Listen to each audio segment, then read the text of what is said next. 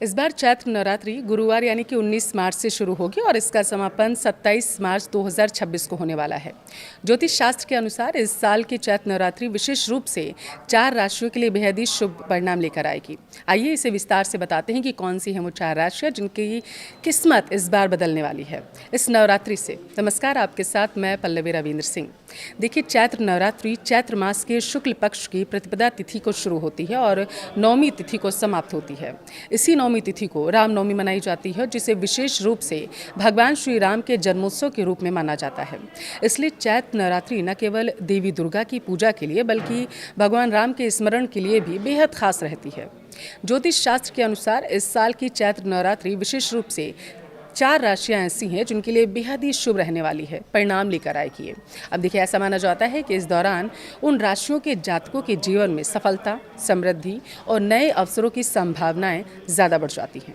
इनमें सबसे पहले मेष राशि वाले जातक आते हैं। मेष राशि के जातकों के लिए चैत्र नवरात्रि अत्यंत शुभ परिणाम लेकर आती है। कार्य क्षेत्र में नए अवसर आएंगे और इसके साथ ही अचानक आर्थिक लाभ भी आपको मिलेगा। देखिए, आपकी आर्थिक स्थिति में पहले की तुलना में ज़्यादा सुधार हो जाएगा। नई नौकरी के आपके लिए अवसर आएंगे और इसके साथ साथ लंबे समय से रुके हुए कार्य भी आपके इस दिशा में पूरे होने की संभावना जताई जा रही है। किसी पुराने कानूनी विवाद का फैसला आपके पक्ष में आएगा। तो वहीं दूसरी तरफ अगर कर्क राशि की बात करें तो कर्क राशि वालों की आय में ज़्यादा वृद्धि होने की संभावना जताई गई है। व्यापार कर रहे लोगों को मुनाफा होगा, तो वहीं साथ ही उनके व्यापार का विस्तार भी ज़्यादा होगा। समाज में आपके मान सम्मान और सामाजिक प्रतिष्ठा में वृद्धि होगी। नया घर या वाहन खरीद सकते हैं आप। किसी महत्वपूर्ण व्यक्ति से मुलाकात आपके करियर को एक नई दिशा प्रदान करेगी। इसके अलावा अगर आप विदेश में काम करने का सपना देख रहे हैं तो आपकी इच्छा भी पूरी हो सकती है। और अब बात करेंगे तीसरी राशि यानी कि सिंह राशि की। देखिए, सिंह राशि के जातकों के लिए चैत्र नवरात्रि लाभकारी साबित होगी। इस दौरान आपके आत्मविश्वास में वृद्धि होगी। आपको नई योजनाओं को लागू करने के अवसर मिलेंगे। कार्यस्थल पर आपके काम की सराहना होगी और इसके साथ साथ आपके जो वरिष्ठ होंगे उनसे आपको सहयोग मिलने लगेगा। व्यवसाय में नए अवसर मिलेंगे आपको और आपके पारिवारिक जीवन में सुख और स्थिरता ज़्यादा बढ़ेगी। और अब बात मकर राशि की। मकर राशि वालों को देवी दुर्गा का विशेष आशीर्वाद मिलने की संभावना है। आपके सामने नए प्रोजेक्ट या फिर काम के अवसर आ सकते हैं। परिवार के भीतर सुख, शांति और आनंद का माहौल मिलेगा।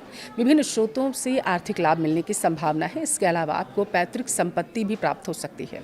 नौकरी में पदोन्नति की संभावना है और अगर आपने कहीं निवेश किया है तो आपको उस पर अच्छा रिटर्न भी मिल सकता है। माता रानी की कृपा प्राप्ति के लिए चैत्र नवरात्रि की अवधि को विशेष माना जाता है। इस दौरान कलश स्थापना का भी विशेष महत्व है। अगर आप वास्तु नियमों का ध्यान रखते हुए चैत्र नवरात्रि की तैयारियां करते हैं तो इससे आपको अद्भुत परिणाम देखने को मिलेगा।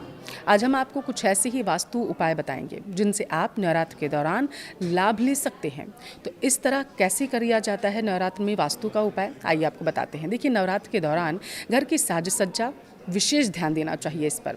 इसके लिए आप घर के मुख्य द्वार पर तोरण बांध सकते हैं, जो आम के पत्तों का हो सकता है या फिर अशोक के पत्तों का हो सकता है। और तोरण को हम बंधनवार भी कहते हैं। यह न केवल घर की शोभा बढ़ाता है बल्कि जो नेगेटिव एनर्जी होती है उसे भी घर में प्रवेश करने से रोकता है और मंगल ऊर्जा का संचार करता है। पूजा घर की दीवारों पर हल्के पीले, गुलाबी और सफ़ेद आदि रंगों का इस्तेमाल करना चाहिए। ये रंग मानसिक शांति प्रदान करते हैं और ऊर्जा के स्तर को बढ़ाने में भी मदद करते हैं। तामसिक रंगों जैसे काले, नीले और भूरे रंगों का इस्तेमाल पूजा के कमरे में आपको नहीं करना चाहिए, क्योंकि यह रंग सकारात्मक जो ऊर्जा होती है उसमें बाधक बनते हैं। वास्तु के अनुसार आपको अपने पूजन कक्ष को भी हमेशा साफ सुथरा रखना चाहिए और इससे दिव्य शक्तियाँ आपके घर की ओर आकर्षित होती हैं। कलश स्थापना की दिशा क्या होगी ये जानिए। देखिए, हिंदू धर्म में कलश को सुख, वैभव और मंगल कामनाओं का प्रतीक माना जाता है। अगर आप वास्तु नियमों का ध्यान रखते हुए इसे स्थापित करते हैं तो इससे वास्तु दोषों का प्रभाव कम होता है। और वास्तुशास्त्र में उत्तर पूर्व यानी कि ईशान कोण को ईश्वर का स्थान माना गया। यहाँ सर्वाधिक सकारात्मक ऊर्जा होती है। ऐसे में आपको इसी दिशा में कलश की स्थापना करनी चाहिए। माता की प्रतिमा और अखंड ज्योति की स्थापना भी ईशान कोण में ही करनी चाहिए। एक पीतल के कलश में चावल भरकर उसे मंदिर के उत्तर पूर्व हिस्से में आपको रखें। और वास्तु के अनुसार इस उपाय को करने से धन धान्य में वृद्धि होती है, घर में समृद्धि आती है। कलश स्थापना के दौरान समय मन में शुद्ध भाव आपको रखना है ताकि आपको पूर्ण लाभ मिल सके।